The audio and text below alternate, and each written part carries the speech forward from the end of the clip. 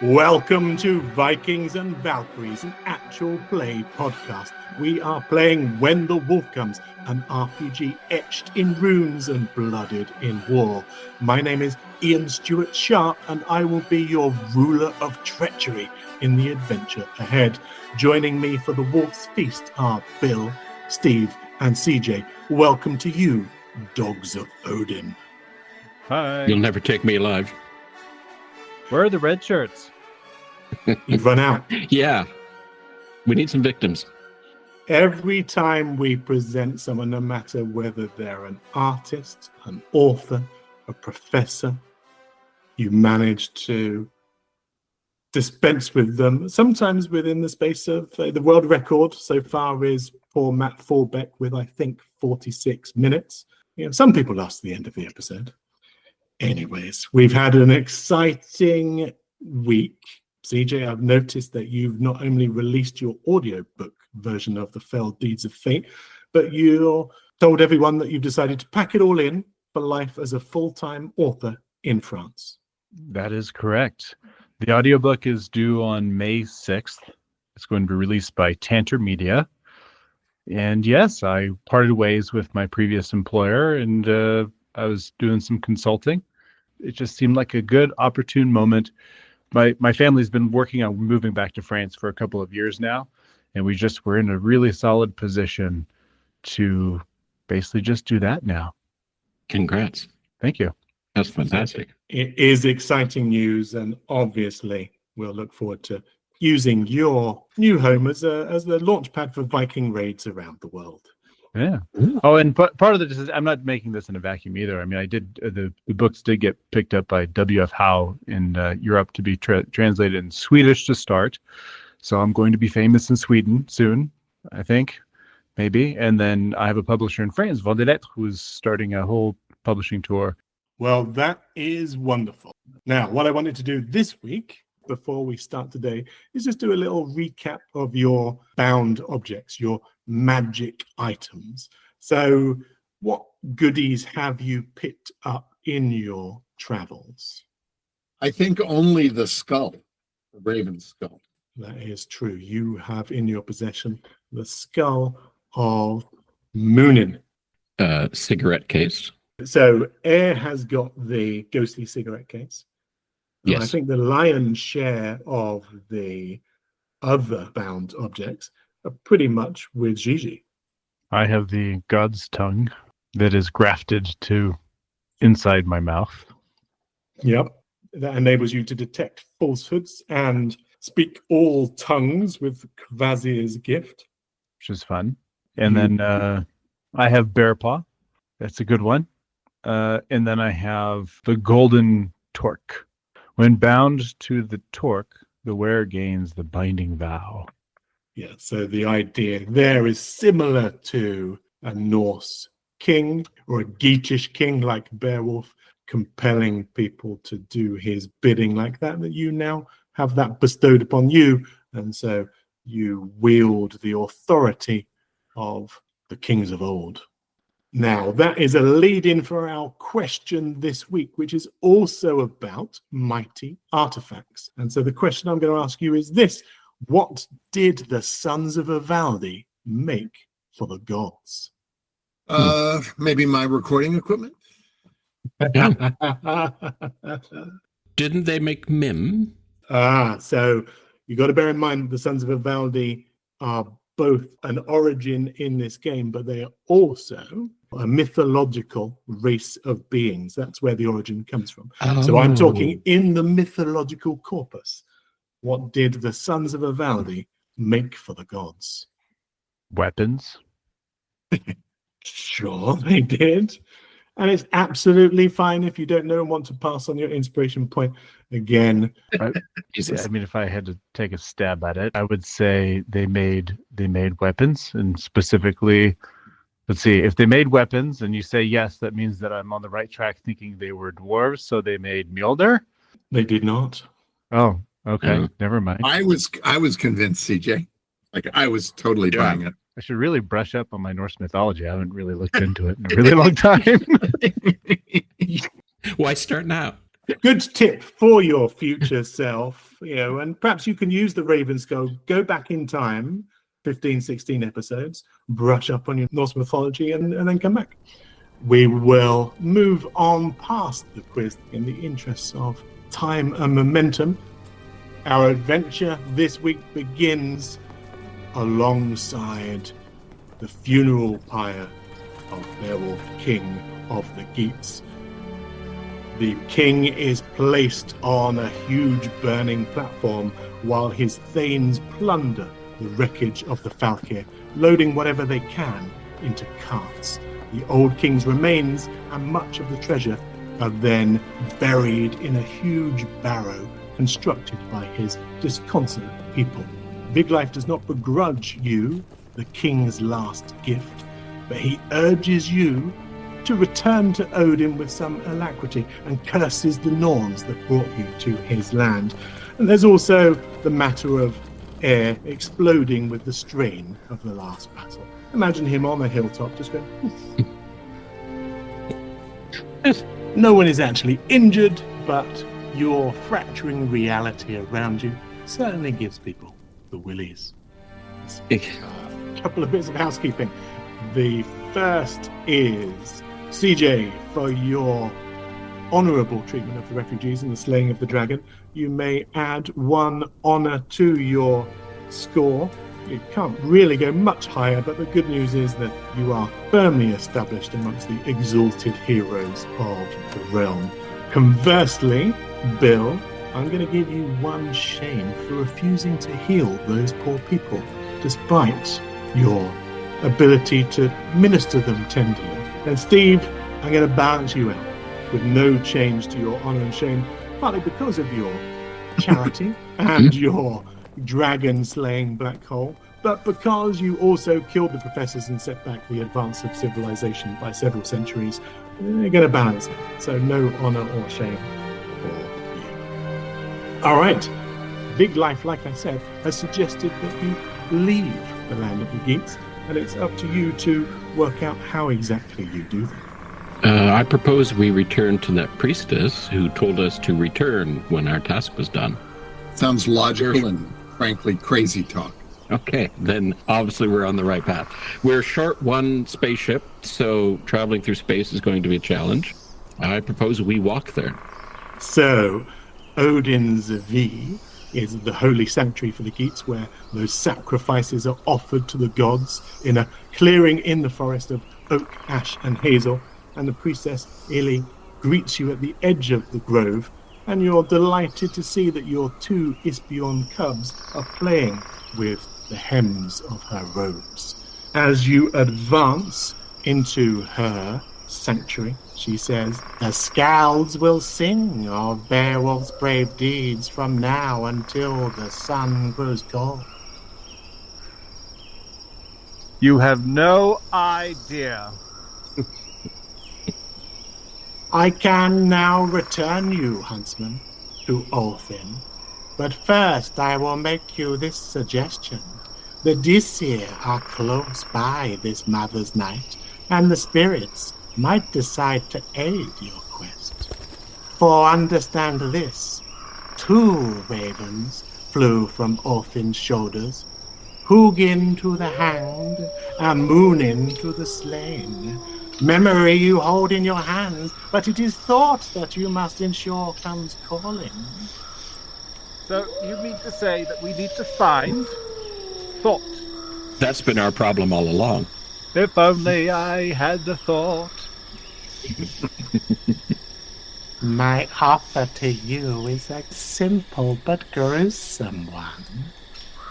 A volunteer must join the ranks of the hanged men outside the temple. Then, if you are lucky, the raven will come to the hanged one and whisper his secrets. Now, of course, in Norse society, human life was the most valuable sacrifice that the Vikings could make to their gods. We know from written sources that Odin often demanded a sacrifice by hanging and was known as the Lord of the Hanged. It's just up to you as to whether you wish to seek the advice of the Disir. How does the sacrificing work? Is they just hung by the neck from a tree branch? When you entered the grove last time, you saw all manner of beasts hanging, some hens, some horses, some people, some dogs, all hanging from the trees in nooses. And yes, you did cut them and spray blood, such as the fun nature of sacrifice to the gods. Does it have to be a human? Certainly has to be someone who has an esophagus, because I'm out. you would just effectively form a pendulum. Yes, I would just be an ornament on the. I was going to ask if they had any really strong ropes so we could hang air. Let him not die. I don't think it'd be effective as a sacrifice. Perhaps we could find a volunteer. We could find a volunteer, but we've arrived with none. We killed them all. So one of you's a rock, one of you's a tree. There's only one option. It's me. Or you can forgo this kind offer from the priestess and, simply make your own way home. Lyomi, Yeah. we know now that you're well-versed in the healing arts. Indeed. If, hypothetically, our friend and our revered Jarl here were to sacrifice themselves, could you later undo the effects of it? I don't know that I've ever raised someone fully from the dead.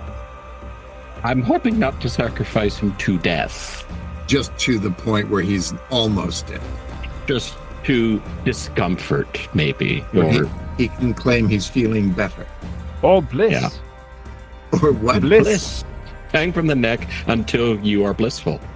I'm sure it'll be fine. I mean, I'm pretty sure. It's probably not a risk. I expect he'll come back, no problem. Is it hanging from the neck, or is it hanging from the tree and then other things to try and kill me? I'm not sure. I will not pierce your side with a spear, if that is what you mean. Rest assured, should you venture into the spirit realm and descend to hell, I can bring you back with my incantations, for I know the spell to awaken the dead. Well, that sounds like a yes. Every hero must die and be reborn. This is my chance. Let's do it. Apostasis it is. You are hung by the neck and dangle from the branches of a great oak tree in the grove. Your eyes bulge in your skull and your throat goes taut as you gasp for breath. The world goes entirely black. The priestess proceeds to paint runes in blood all over your corpse and utter strange incantations to resurrect you from the dead. And you recall nothing of this experience at all, apart from seeing a huge raven approach as the noose is tightened. And then moments after Ely finishes the spell, you open your eyes and immediately utter 3 pieces of advice that appear to have been delivered directly from Hugin itself. Would you care to tell us what those pieces of advice are? The Sons of Ivaldi carved runes on the tip of Ganungir and stole the wings of Hugin and Munin. To defeat your foe, you must call forth the Lanvatir, compelled by law and deed. The Weaver's web holds your deliverance. Spooky. I thought I'd go full Norseman on that one. Those cryptic words of wisdom, such as they are, may well enable you to conclude this adventure and the campaign. I caught parts of it. Yeah. Zizi's still waking up. He's going, "Where am I? What happened? I'm thirsty. Does someone have a drink?"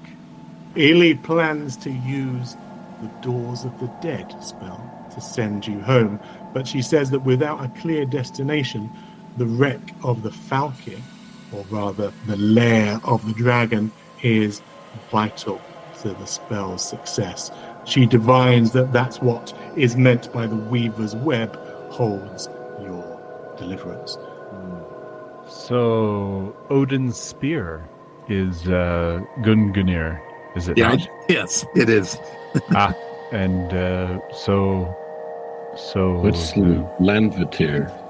Spirits of the land in the old Nordic religion. yes, I've seen a magic book with them drawn in there. They look like aliens. Funnily enough, they look like Steve and Bill. We've referred to you all as Landwights, as Landvatir throughout the whole saga. You perhaps hold the secret to your success, compelled by law and deed.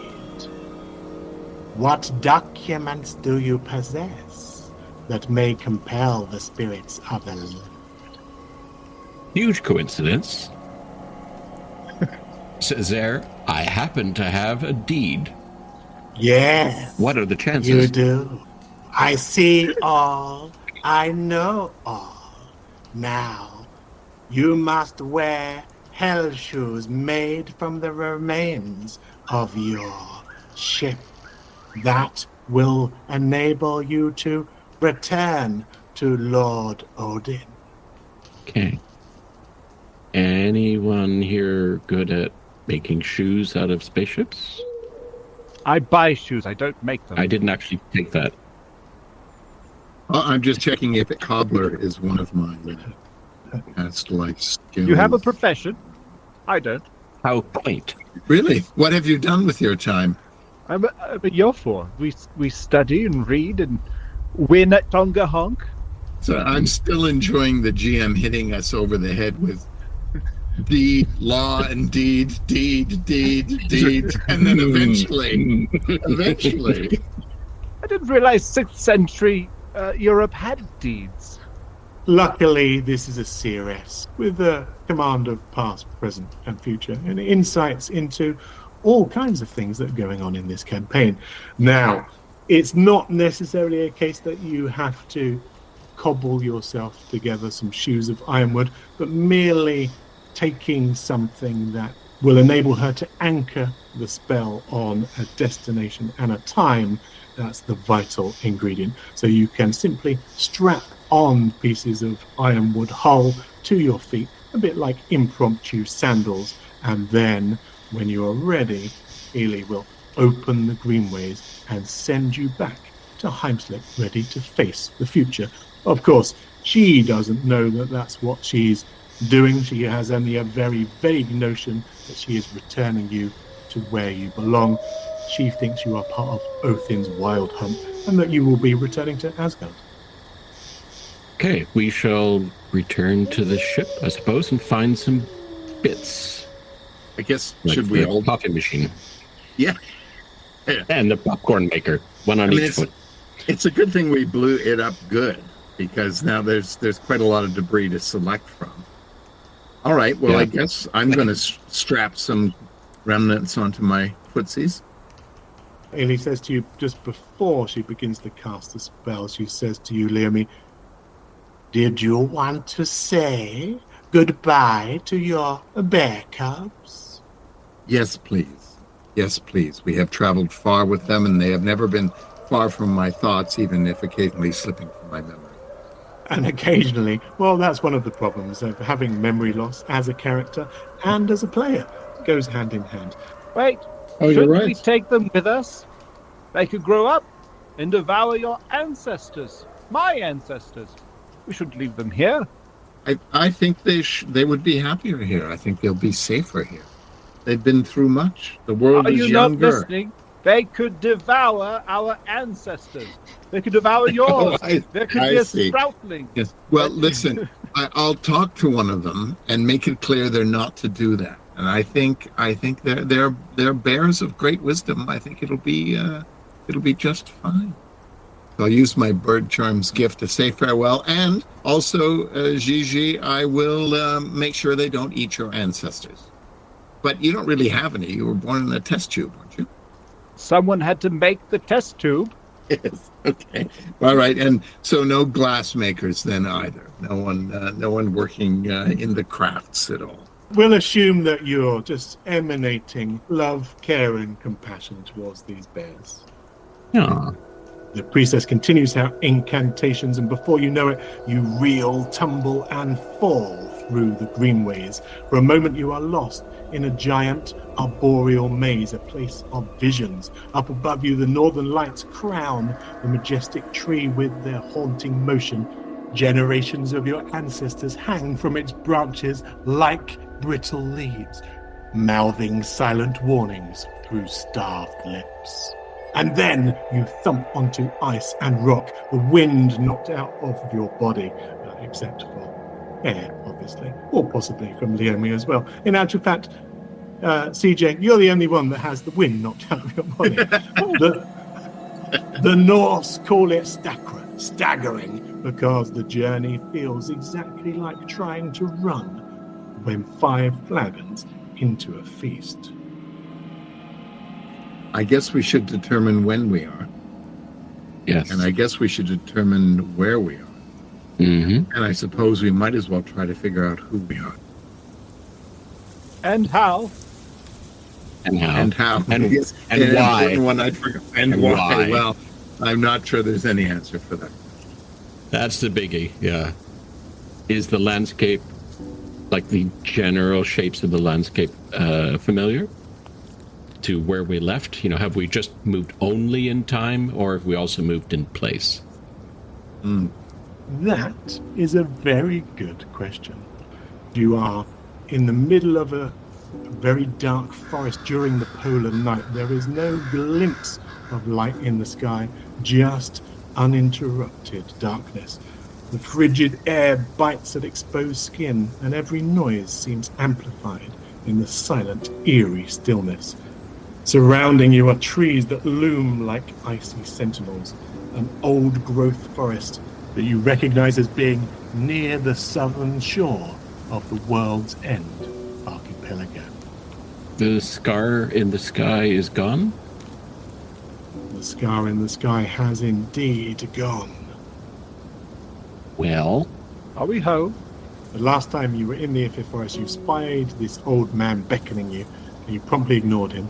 But this is a knot. This is like one of the gates to the Greenways, although it's been locked tight, and the whole area, you remember, is cordoned off with razor wire and warning signs, partly as an attempt to protect the trees from the effects of glaciation, but also perhaps to stop people using this method to travel off-world. Before you can properly get your bearings, however, you notice a hooded, visored figure lurking in the forest beyond. For we have a special surprise guest star. Hello, boys. hello. I've been waiting for you to get back. I'm glad you're all in one piece. Now We- wait just 1 minute. Last I saw you, you went flash, and you were gone. Where did you go? Well, my body disappeared, darling, but my entire intelligence can be downloaded into a new one. Do you like it? And as you look closely, she's showing not just blue, but yellow robes. It's lovely. Thank you. I think it suits my hair a bit better, don't you? Now, before we kind of get down to business, because I know we're in danger, can I ask, do you have it? Is it secret? Is it safe? A thought? No, none. She's just Yeah. sadly not looking at Gigi at this point. Do you have the skull? Do you have the raven skull? Is it safe? Yes, we have it still. Would you mind showing me it? I've heard of it, but I've never actually seen it. All right. Naomi holds it out for her to see. It's so small. Can I just hold it for a second? I don't know what to do. Yeah, I heard yellow robes. Are those yellow Sons of Ivaldi style robes? You'll remember that the Sons of Ivaldi wear robes according to their bank balance. Okay.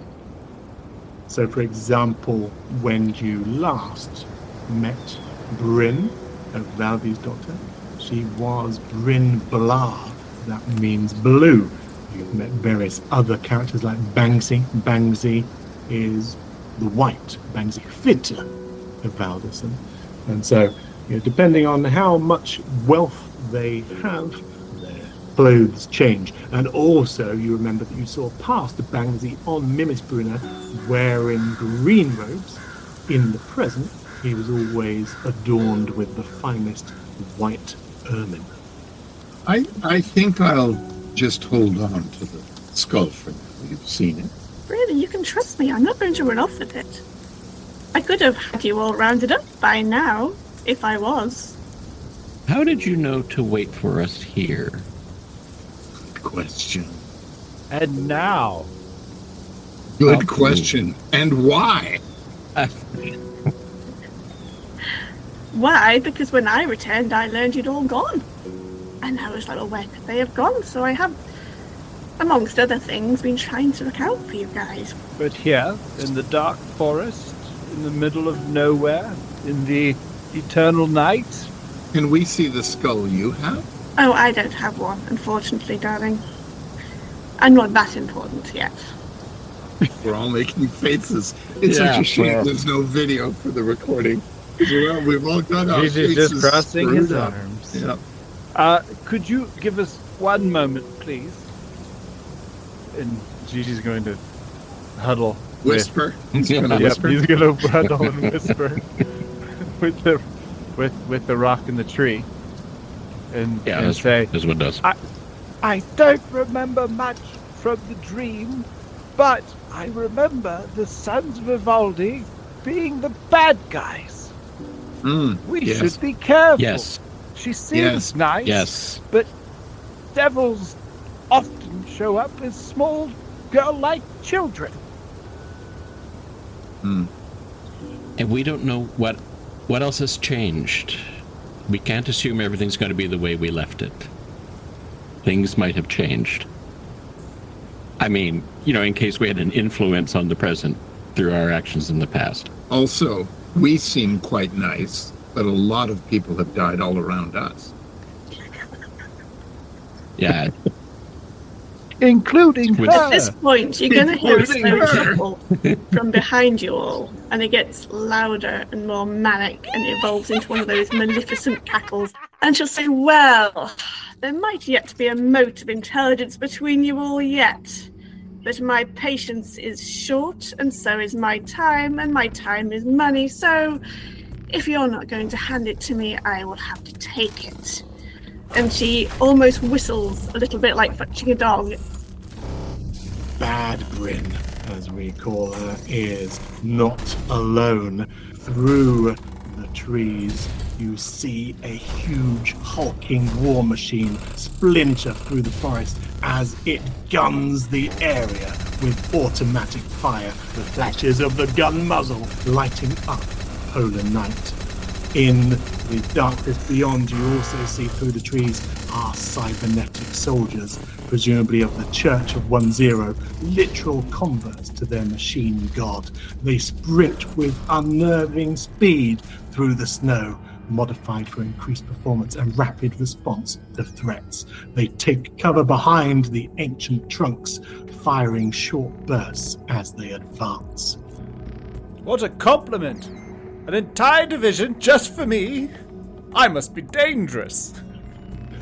Before we go too much further, obviously we're joined again by the delightful Becky Hill, who is reprising her character as the clone Bryn Ivaldi's daughter. Before we go on, we paused at the beginning of the episode because I asked the quiz question, and our intrepid trio here, Becky, surprisingly weren't able to get it. But being related to the Sons of Ivaldi, the great Ivaldi, I'm going to ask you the question now and see whether you can earn the inspiration point for use in the battle ahead.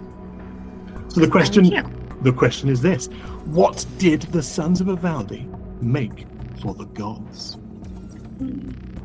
If I remember correctly, there was the ship that could fold like a handkerchief for the god Frey. There was the spear Gungnir for Odin, and then I think they made the thing that was what was really wanted was Sif's golden hair, since Loki cut it off.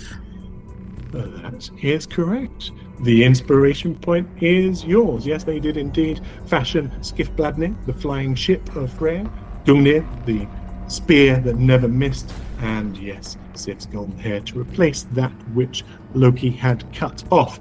And CJ, just to double back to your comment earlier about weapons, Mjolnir was actually made by two dwarves, Brokkr and Eiter, along with Draupnir the Ring, and it was made after a bet saying that Brokkr and Eitri couldn't make better gifts than the three already made by the Sons of Ivaldi.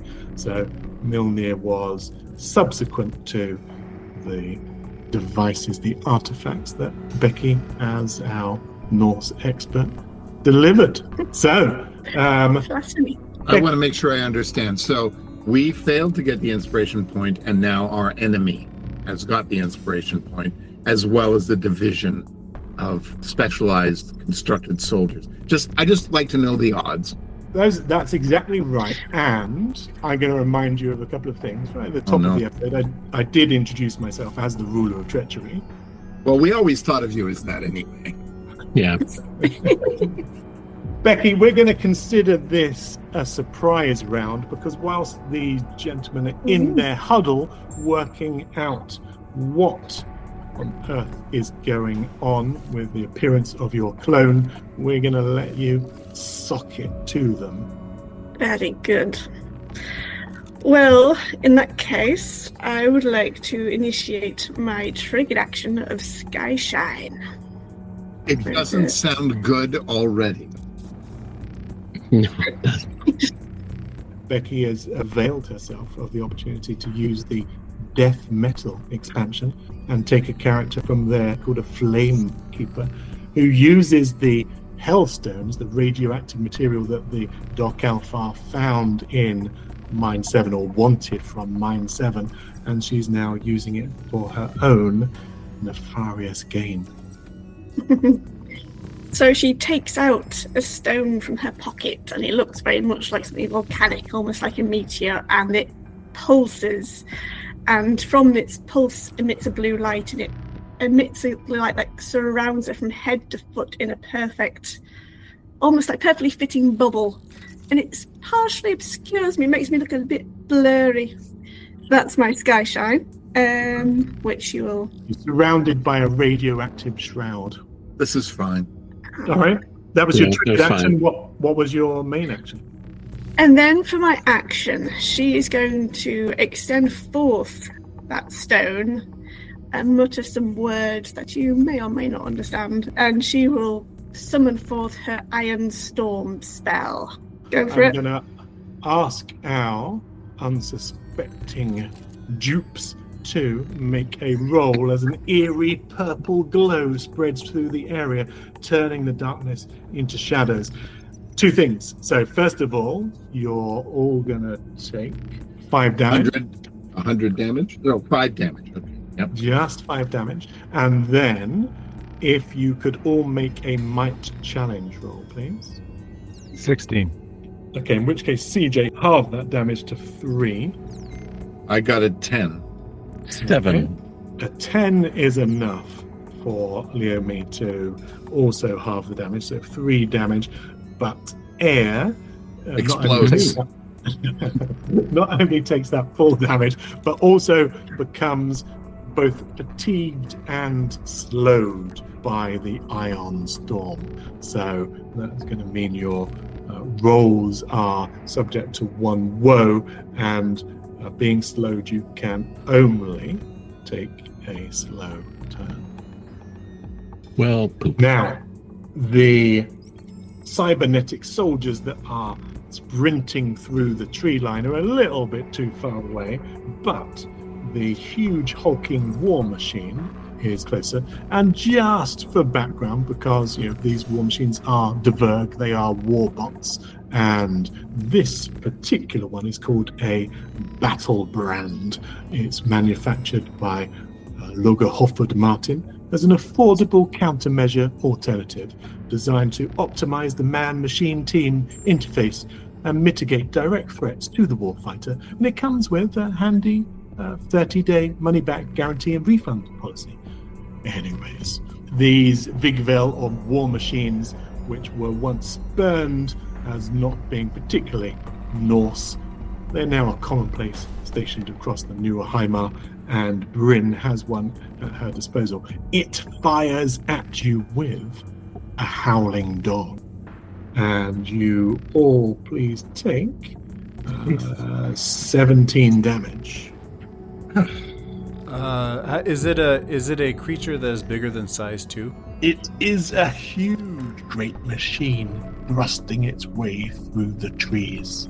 I would like to use Outwit. When a creature larger than you attacks you, you can use a triggered action to make a slight challenge roll. On a success, you impose 3 woes on the triggering roll. You may do so. The only thing I'm going to say is because it's full auto, he's not actually made a roll. In what I was going to say is that you can all make a slight roll to take half of that damage. We'll just do that. Yeah. Should you have any abilities or gifts or items, you may well consider using them now. I was trying to. Well, yeah. How much damage? Mm. How much I damage are we think I taking? said 17.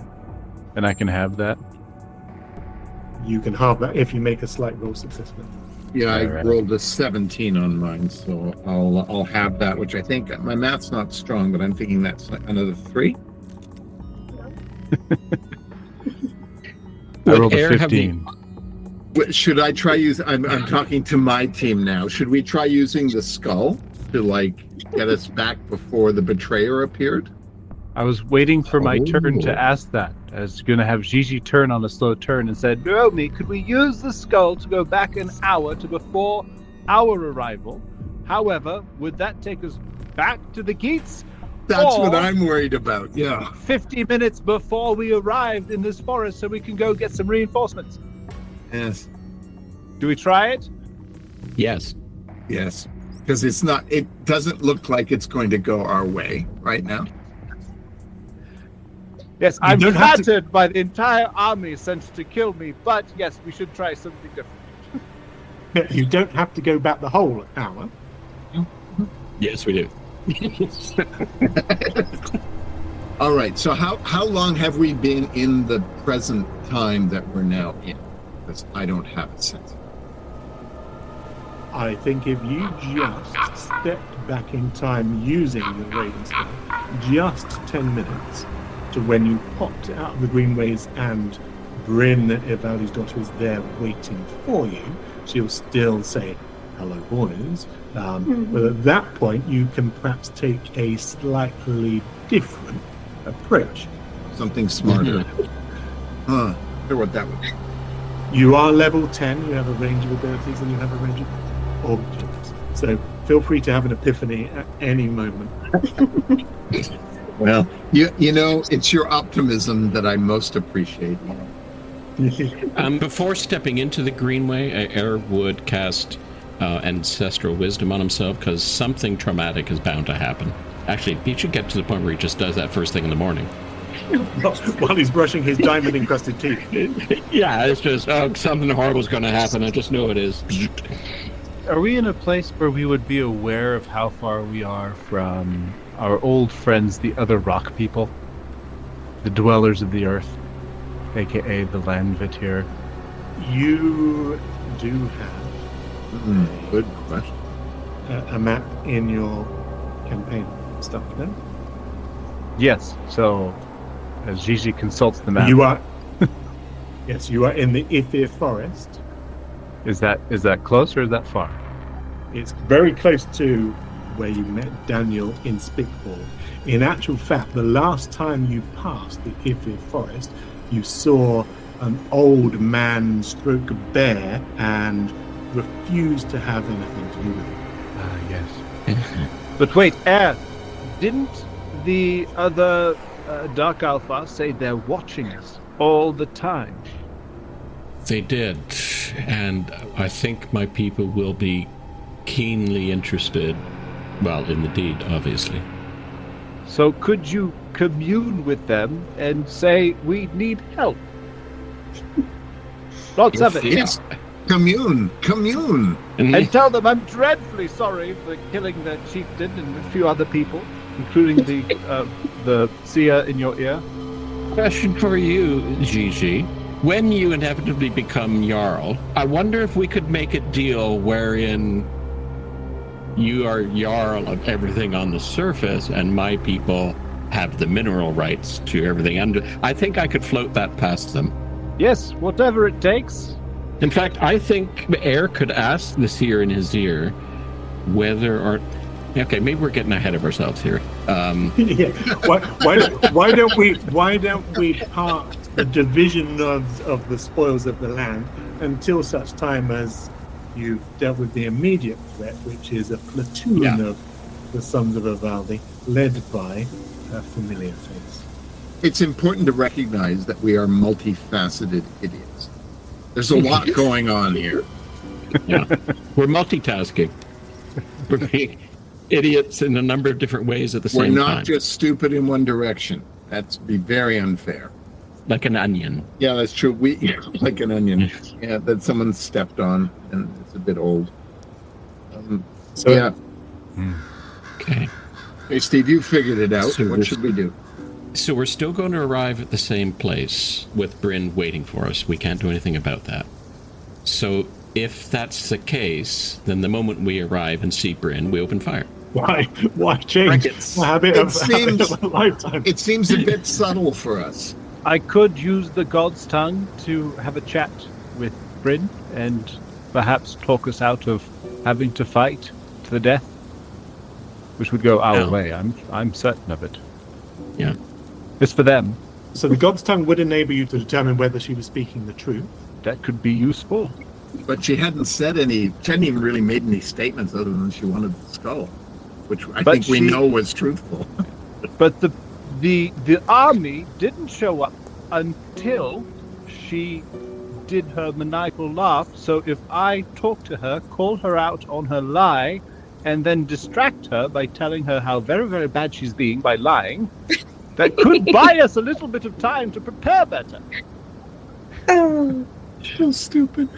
I'm going to cast sharp runes. No, wait. Not sharp runes. I have a better one now. Bloody runes on my shaker. Steve, you were in the process of having some kind of brainwave. Yeah, it doesn't happen often. Air has the new ability called Law Speaker that allows him to construct a legal argument that forces another creature to comply with your wishes. But it only lasts for one round. Yeah, it was a great plan until I got to the last for one round part. And I was trying to think if there was a way to use that. And apparently it killed Bill. I feel that you are very slowly feeling yourself towards a solution.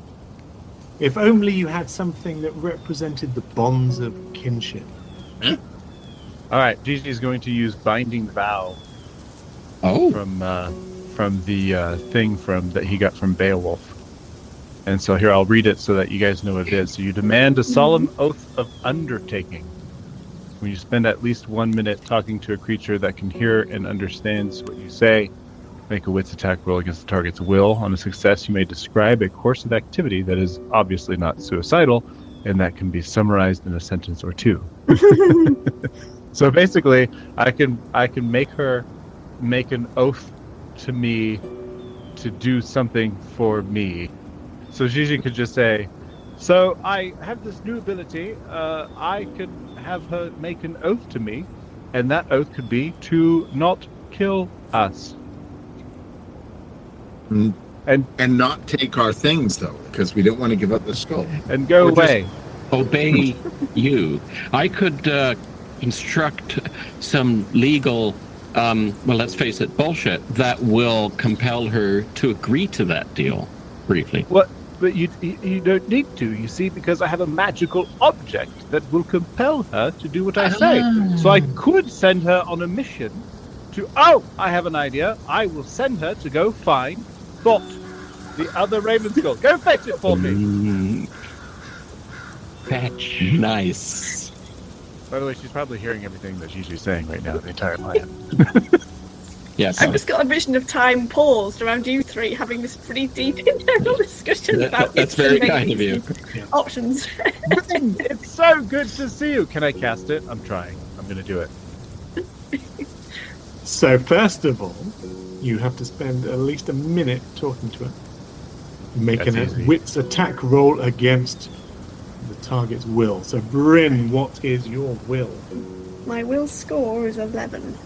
Okay, so you're going to have to roll on 11, and before you do so, since she's got the inspiration point and you don't, can I suggest that you arm yourself with as much guidance or legal counsel or any abilities that you can throw at this to make sure that that roll goes your way, because otherwise you've got the equivalent of gunfight at the OK Corral. Guest counsel, Gigi gets 1 wheel. Can I provide guest counsel as well? I was a thing that had to do with stuff. Hang on one second. You were a thing. I was a reeve magistrate. So yeah. I'm just going to make that into a woe just because. It's so mean. Yeah. What do you want to do then, CJ? What is the quest that you're going to compel Bryn to perform? All right, so how many wheels or woes do I have on this roll? Guidance can give +2 wheel. Guest counsel. That's 3 wheels. So while they're doing that, Gigi's going to show up and see Bryn and say, Bryn, what a delightful surprise! Hello, boys. I've been waiting for you to get back. We haven't seen you in forever. The last time I saw you, you disappeared into a flash of light. It's so good to see you. You won't believe all the things that we've seen in the past since we've last met. Oh, by the way, is that a new color on your robes? That's incredible. Where did those come from? And this is just going to keep going for a minute. And meanwhile, he's going to roll. Woo! Flattery. I'll get you everywhere. Highest was 4, so total of 19. Very good. Well, that will be enough to use the binding vow of Beowulf's Talk to compel Bryn to perform a task that you set her. Now, it's up to you to use that task wisely, because This is where the plan gets weak. she could be a valuable informant. Well, hearing kind of like the friendly overtones from Gigi and then the magic underlying that conversation, you'll see her original kind of like stern but serious face changing to the more amicable, gentle little geeky scientist that she was when you first met her all those moons ago. And she will appear quite shocked that you're all here, because she will then remember what's lurking in the trees behind her. And she will start saying, you shouldn't be here, you need to leave, you need to go. You need to take the skull somewhere safe. Speaking of skulls, do you know where the other one is? Unfortunately, I don't. I'm not. As you noticed, my colours have changed, but I don't have that kind of knowledge. Unless, I don't know, there might be a way. What I do know is that you can't go any further beyond these trees. There's a whole battalion of, well, what can we say, followers, so to speak, of that church, the 1-0. They're looking for you and obviously the skull that you have. What has changed? What are the Sons of Ivaldi up to right now? The plan that she reveals to you, because she has the inside information as to what the Sons of Ivaldi are up to, is that they have been using the cloak of this Fimbulvita, this great winter, in order to rebuild Mim in their image, in order to help their ascension to godhood. And in the same way as that rare earth minerals are needed for today's iPhones and smart TVs, they are also using the vast polar wealth to help create the new version of Mim and power it with the skulls of Hugin and Munin, which effectively act as the CPU and the RAM. So you can think of the Raven skulls as an integral part of this new Norse supercomputer that they were building in Sokvabeka, but now have relocated to the Firefox Institute.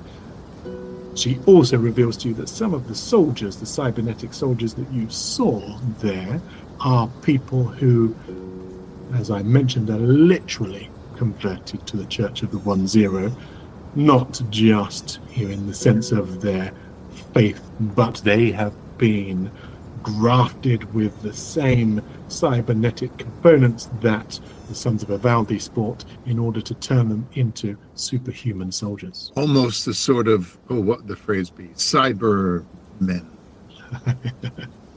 There you go. Catchy. What about the townspeople? Are they being converted like against their will, or what are they doing? Are they in danger? Yes, the townspeople are in danger. They're all being converted one by one. No one's getting a chance to say no. They're all going under the same process. So if we approach the town, we're going to make it worse. So Air now has the ability to sit and concentrate for a minute and think about a place where he has been within 100 miles. And at the end of that time, he will now have a vision of that place as of right now. You'll be able to see what's going on there right now. So if we were to look in on somewhere, where would that be? Would it be the Institute or the church? Or the Church of the 1-2? The Church of the 1-0. Yeah. You know, it's quite easy to remember because it's binary. See? 1-0, the Church of the 1-2. I'm sorry, I'm a man made of stone. I don't understand this. That's the dancing church, the Church of the 1-2. Of the 5, 6, 7, 8. Yes. Take this waltz. And shove it. So if we were to look in on somewhere, any suggestions? No. Okay. All I'd recommend is the Firefox Institute. That's where the new MIM is being built. You can see the progress or lack of, because without that skull, there's a bit of a problem. So they're trying to fix it as best they can. So the Chair of the Norns spell will enable you to effectively scry as if you had a palantir. You visualize a place, which you've seen at least once, like you said. That could be all of Halpmakar itself, so you could get a full sense of what is happening in the town. You would be able to, should you find a position of safety, because you are about to be inundated by an elite troop of overclock warriors. But then, once you were able to concentrate, you could use that Chair of the Norns to see what the town was like and then plan your strategy. So you can see the whole town. It's not just a ground POV sort of thing. Okay, so let's deal with the armored division coming our way, and then we have options. I do have a question for Bryn. Please ask. How did you know we were going to be here and now? I was sent here, Gigi, because Bangsy knows you're coming.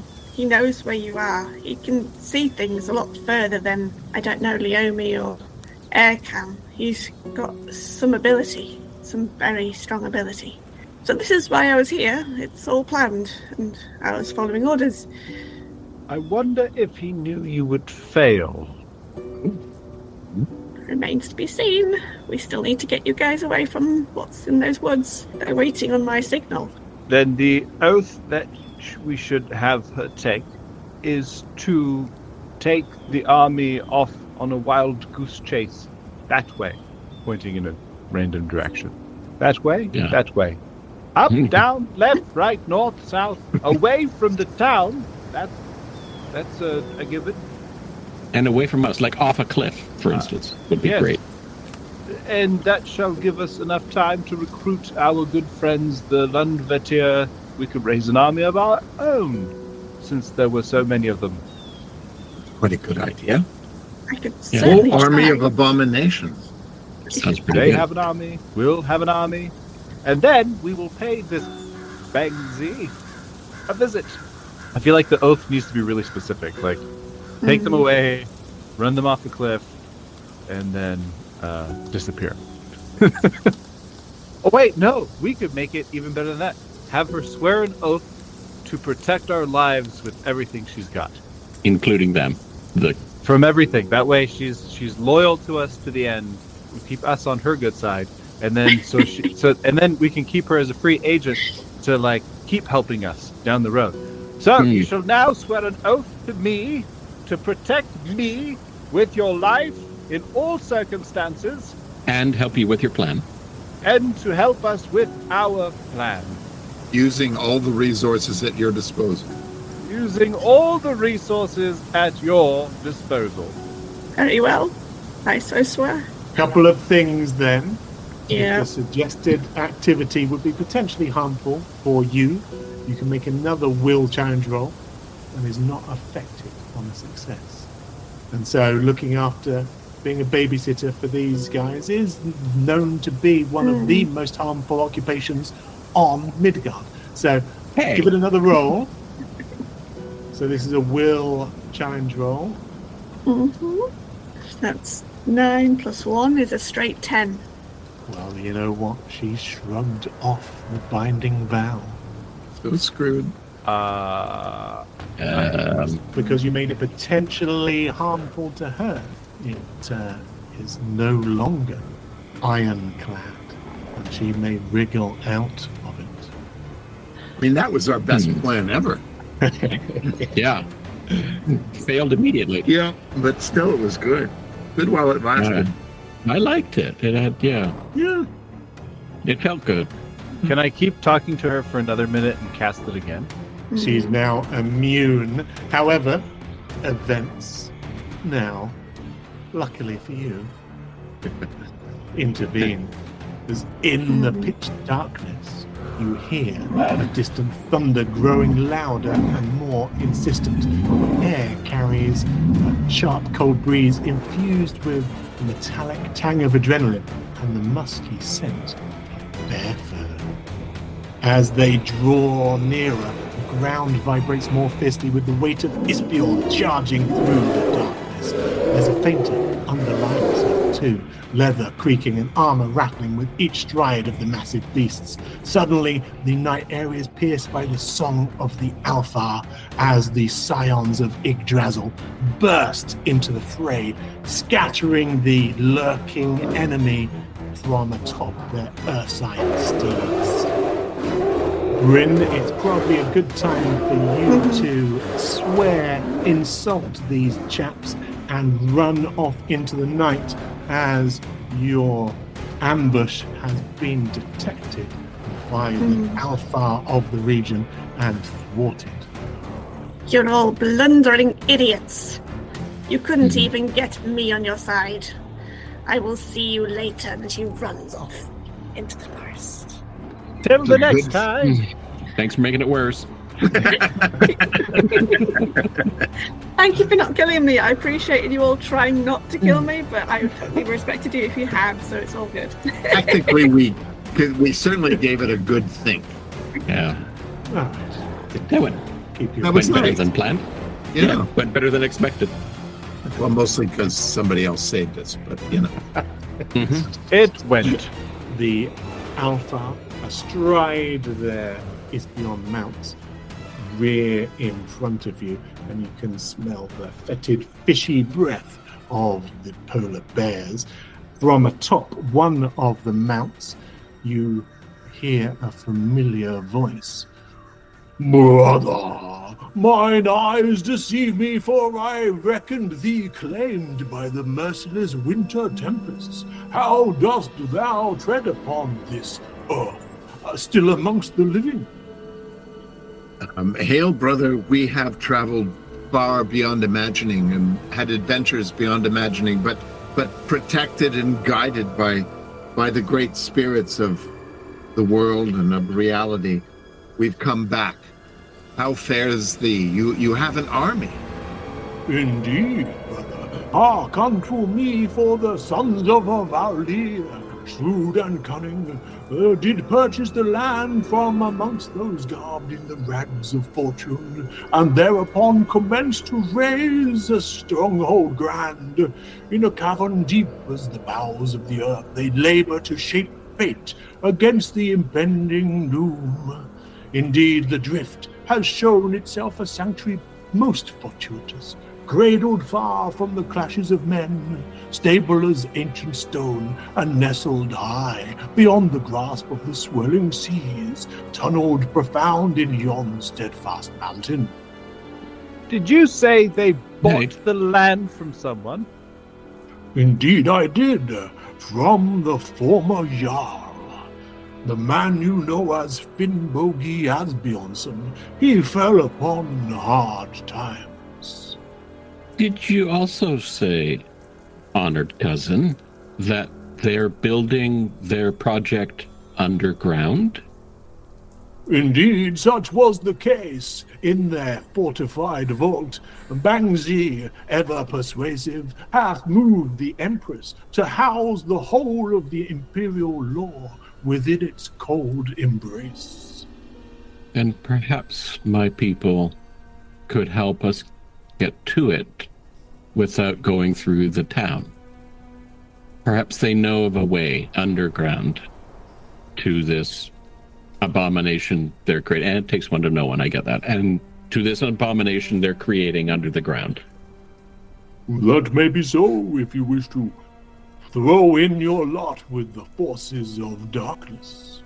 Well, kind of judging a bit here. One question.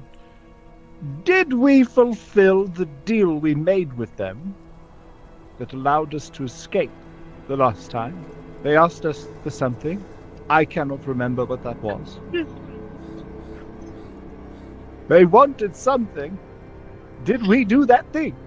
They asked you to secure the rights to Mine 7 and indeed all of the rights, especially Air. That was his original mission, the reason he was sent forth from their Dark Elf Enclave in order to secure the radioactive materials, the Hellstones that Bryn just demonstrated the efficacy of. So, result. We have the deed. Therefore, we have the power to give them those rights. We must simply assert them. But the Sons of Ivaldi appear to have bought something. They think they have. So, we need to speak to my people, I think. We also have my brother, the Alfar, with a whole army of Alfar on Isbjorn. I mean, maybe we could think of something to do with them. If nothing else, we could put them in front of us. Perhaps it would be helpful for me to take a moment to commune with things and catch a vision of what's happening in Helpmakar right now. That may help guide our choices. Sorry, brain short-circuited, trying to think. We'll edit this out. Or not. I like to keep them in. With a little narration. At this point, the party put themselves trying to think. If Ian wanted to, he could deliver a blooper collection that's longer than the entire series. I will summarize for you before you implode. Before you sit on your chair of the norns. I will remind you that the spirits of the land include both the Doc Alpha and the Loss Alpha. They also include those who have a prior claim based on blood and soil, which would be the Jotnar of Spickborg, your good friend Daniel, who you haven't seen for many episodes, but certainly they might come to your aid. Or a fourth potential beneficiary would simply be the Jarl in Waiting, Grokov the Magnificent, who did have some kind of claim, although it would need to be legitimized through his heroic deeds and sealed by the Empress herself, were it to become official. You effectively have 4 choices. They are embrace the Doc Alpha, align with the Los Alpha and the Ispion, to work with the Jotnar of Spickborg, the Wailing Giants, or to bet on CJ and his ability to carry the day single-handed. I mean, I vote number 4. Air, you still have a wife among the Jotnar. I mean, surely that's an advantage. You must be dying to see her again. I'd also like to point out the irony, because I felt so bad over these past few episodes that we play the ride of the Valkyries at the beginning of every episode, and then CJ wants to ride everything that he possibly can, and so I gave him a great hulking war robot to jump on, and for the first time ever, he didn't jump on it. Oh, I thought about it. He was thinking about it. He was like, "Oh, I want to jump," but dying was imminent. He's grown. He's grown. He's more restrained, more thoughtful, deeper. he has layers. Another onion. Another onion. If the town is an armed camp and we attack overland, they might wipe out the townsfolk. That can't be honorable, letting that happen. Certainly not. There'll be no one left to sing songs about you. We can't have that. Can you remember, Steve, just how well Probably you left not. relations with your kinsman? Wasn't great. You Wasn't. took I their believe leader's body. Yeah. You are roaming around in Mhm. Red Gold's body. You stole, like Invasion of the Body Snatchers, borrowed. Are you giving it back? I liberated.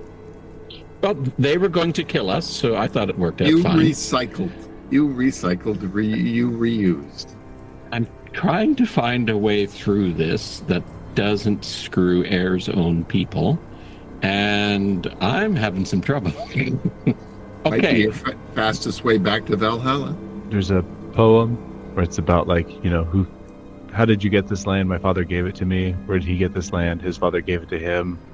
How did he get this land? He fought for it, right? Mhm. So there's the whole idea that to make Gigi the Jarl, it requires the seal of the Empress. But since we're in a pinch and she's not on planet, then just say Gigi's the Jarl and go around and recruit all the armies and bring them together and fight the Sons of Ivaldi. And then with the promise of once it's all said and done, everybody kind of, you split up all the stuff the way that they want. We have the deed, so we technically have that power. And then if we don't, well, we still win. So you're taking a swing at a sitcom ending, where everybody ends up happy, and it all works out, and we freeze on the final shot of everyone laughing in joy. Yes, and then we get to do a montage of recruiting armies, right? I'm in. Yeah. Okay. It did sound a bit like the Battle of the Five Armies. If you know any eagles, But 4 of them will be on our side. Gigi, how do we make this work for you? Well, I'm already a Jarl. I have land, I have possessions, I have bear paw. Bear claw. Bear claw. I have Yeah, paw bear. Fiddleberg's sword. And we have the deed to the land. Mm-hmm. Now we shall declare me Jarl of this entire land, wherever the blight doesn't touch. I like it. Who's with me? No. Yeah. I second the motion. Let's do it. Let's ride for Gigi. Second place in the honky tonk. Silver medalist in the Pocahonk. It'll be gold next time. I'm level 10 you now. might earn a new polar star. Let's do the Chair of the Norns stuff to help you with your deliberations. So Yes. now, from the relative safety of this frozen forest, you can try and locate the secret Ivaldian facility that is housing this newly rebuilt Nim 2.0. There's a few flashes of inspiration that perhaps will come to you. That is, you remember that you saw the Rune Master Rauder Serden on the space station, and he was evacuating before you found Min. You saw Bangzi leave. You've heard Bryn talk about the fact that the Sons of Ivaldi were stealing the secrets of the Skald, who were the techno priests who ran that facility. You know that those priests were the ones who had devised Thought and Memory Drive by cutting loose the ravens from Odin. And you also know that inadvertently they cut loose Odin's wolves, Geri and Freki. And you have seen those said same wolves cavorting with Bangzi as his spirit animals. So make of that what you will. Sitting in your seat of the Norns, able to peer over the realm towards Helpmakar, you can see clearly, despite the fact that it is still the polar night and incredibly dark, that the town has been placed under martial law and there's a strict curfew in force. Now, you do have the town map and the locations remain the same, but Helpmakar is now patrolled heavily by the new converts to the Church of the 1-0, the Church of the 1-2, and they're all doing the quick step around town. The Church of the 1-0, these heavily augmented, overclocked. There appear to be at least 35, that's 50 soldiers in the garrison. Now, the Church of the 1-0 itself has been constructed quickly and elegantly on the foundations of the Temple of the Bear, replacing that structure. And you can see that perhaps there are around 60 survivors, 60 townspeople, including Solveig Cooking Kettle and including Gunnar Weatherbag, who are holed up in the church, herded into the church, perhaps for use as bargaining chips. The Firefox Institute itself appears to be protected by drones, or to use the Norse term, drin. They are at roof level, 50 yards apart, forming a moving cordon that starts and ends at the town's power station. So there is an aerial flotilla that is monitoring for incursions. All of the rest of the buildings in town are partially boarded up, or like the Temple of the Bear, have been burned to the ground. The Rauderson Hotel is also boarded up, and you remember that many moons ago you moved into Bjarni Bjarnason's shack. That was fortunately already burned down before you left town. All of those trapper cabins are now just derelict, tumbled down, or outright destroyed. So Air will describe all this while he's seeing it.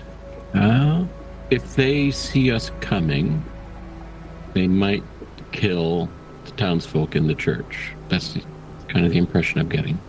How close can we get before they see us, I wonder?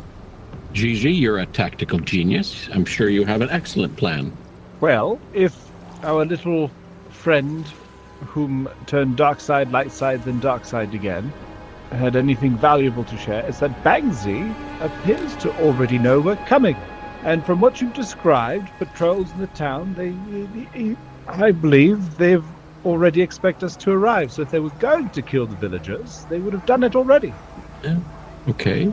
That's my feeling. We just ride into town and let the games begin, or well, we need an army, so the Isbjorn is one. Then we need your people to agree. It's two.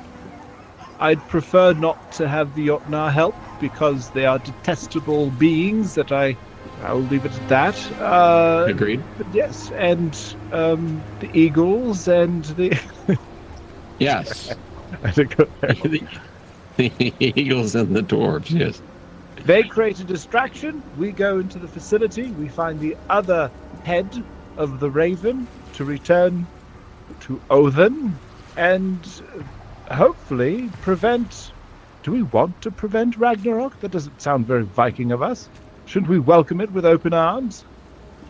Shouldn't we precipitate Ragnarok? Do we want... Well, that's a good question. Do we want the Sons of Ivaldi to become gods? No. No. Is there any way that we can get them out of the way and we get to the make me a god machine? Your divinatory spell enables you to work out that the new computer, the new supercomputer, MIM 2.0 that has been grafted in secrecy is to be found in the subterranean basement of the Firefox Institute. However, you cannot peer further because it appears that Bangsi Evalison has shielded the area. Because you are able to scry and peer and eavesdrop, you are able to listen in as some of his students are discussing the conundrum that they face because the supercomputer is effectively offline or not working completely because it doesn't have its RAM, its memory, its Moonin skull. The Imperial fleet has been grounded, and that is going to cause all kinds of problems for the Sons of Ivaldi. Also explains why you weren't met with another Dreki or warship as you were when you found your way to their military base. The fleet is unable to move and is basically stuck in dock. Okay. Yeah, Air would like to ask a question to the seer in his ear.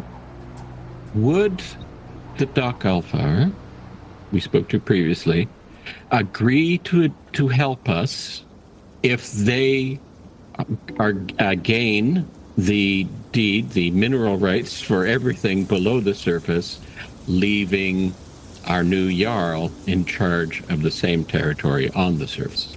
Would they go for that? No. Oop. Worth a try. See, I'm trying to have my cake and eat it too, right? I'm like, Yeah, let's do all four. Yeah, I'm thinking the same thing. Yeah, how do we all get cake and eat it too? And whilst that is, like some kumbaya, it's Yeah, it's not going to happen. I think Air is not particularly bothered if his people want him dead because they didn't like him much to start with. But it would be nice to have their army and to be able to attack the underground facility from underground. That would be helpful. Do you think we can do it with just the Icebjorn? GG? Let's see. Well, because remember the Jotford have a disdain for the Jotnar, so that's a no-go for Gigi right off the bat. So this Bjorn's kind of the only option, with Gigi becoming the Jarl of everything and trying to cobble everything together. Going back to what the group was supposed to witness with the Rune Master who detonated a star to stop the Orkneys, and then bring that information forward to prevent Ragnarok from happening is what Mim told us, right? That's what Mim was saying. Oh, yes. Right. I want you to They're take supposed to prevent it. So we're supposed to prevent. So the question is, does Mim want us to prevent Ragnarok by destroying Mim 2 or by empowering Mim 2 to turn online?